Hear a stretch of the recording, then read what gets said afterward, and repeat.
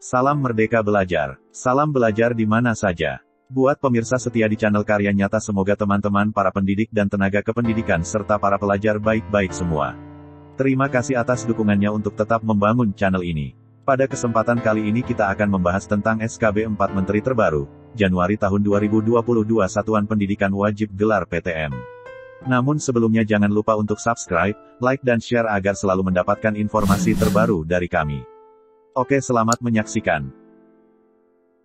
Kompas.com, mulai Januari tahun 2022, semua satuan pendidikan di daerah yang berstatus PPKM level 1,2 dan 3 wajib melaksanakan pembelajaran tatap muka, PTM, terbatas. Pemerintah daerah tidak boleh melarang PTM terbatas bagi satuan pendidikan yang memenuhi kriteria dan tidak boleh menambahkan kriteria yang lebih berat. Keputusan ini tertuang dalam penyesuaian Surat Keputusan Bersama, SKB, 4 Menteri tentang pembelajaran di masa pandemi COVID-19. Dalam aturan terbaru SKB 4 Menteri ini, pengaturan kapasitas peserta didik dan durasi pembelajaran dalam penyelenggaraan PTM terbatas diatur berdasarkan cakupan vaksinasi dosis 2 pendidik dan tenaga kependidikan di masing-masing satuan pendidikan. Selain itu, vaksinasi warga masyarakat lansia di tingkat kabupaten atau kota juga menjadi pertimbangan pelaksanaan PTM di masing-masing daerah, dikecualikan bagi satuan pendidikan pada daerah khusus karena kondisi geografis sesuai Kemendikbud 160/P 2021. Dalam penyesuaian SKB 4 Menteri ini, orang tua atau wali peserta didik dapat memilih PTM terbatas atau tetap mengikuti pembelajaran jarak jauh, PJJ, bagi anaknya sampai semester 1 tahun ajaran tahun akademik 2021/2022 berakhir. Mulai semester 2 tahun ajaran atau tahun akademik 2021/2022 per Januari tahun 2022 semua wajib mengikuti PTM terbatas. Satuan pendidikan yang terbukti melanggar protokol kesehatan, Prokes, diberikan sanksi administratif dan dibina oleh Satuan Tugas, Satgas, Penanganan COVID-19 atau Tim Pembina UKS. Mengacu pada panduan penyelenggaraan pembelajaran di masa pandemi COVID-19, aturan baru terkait sekolah tatap muka di tahun 2022 dibagi menjadi 7 kategori. Berikut aturan sesuai penyesuaian SKB 4 Menteri. 1. PPKM level 1 dan 2. Kriteria yang harus dipenuhi bagi satuan pendidikan berstatus PPKM level 1 dan 2 yakni pendidik dan tenaga kependidikan sudah mendapat vaksinasi dosis 2 lebih dari 80%, sedangkan vaksinasi dosis 2 bagi lansia di kabupaten atau kota sudah lebih dari 50%.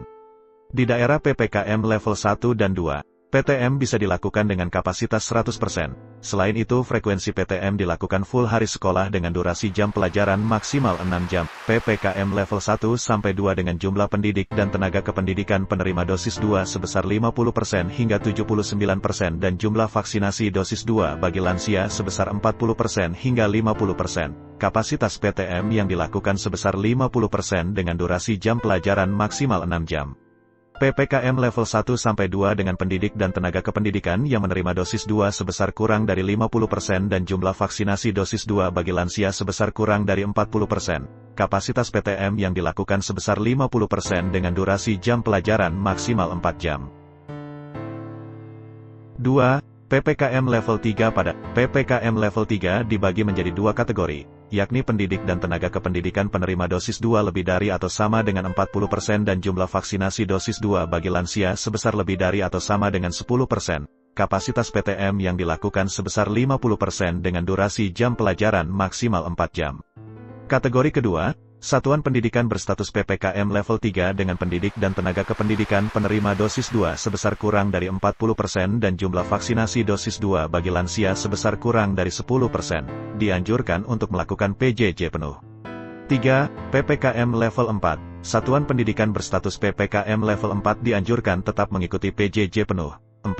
Daerah khusus 3T. Pembelajaran tatap muka bisa dilakukan 100% dengan durasi jam pelajaran maksimal 6 jam. Demikian aturan pelaksanaan pembelajaran tatap muka pada penyesuaian SKB 4 Menteri terbaru. Setiap satuan pendidikan di semua jenjang wajib mematuhi aturan ini agar peserta didik bisa kembali mengenyam pendidikan langsung di sekolah dan memulihkan pendidikan di Indonesia.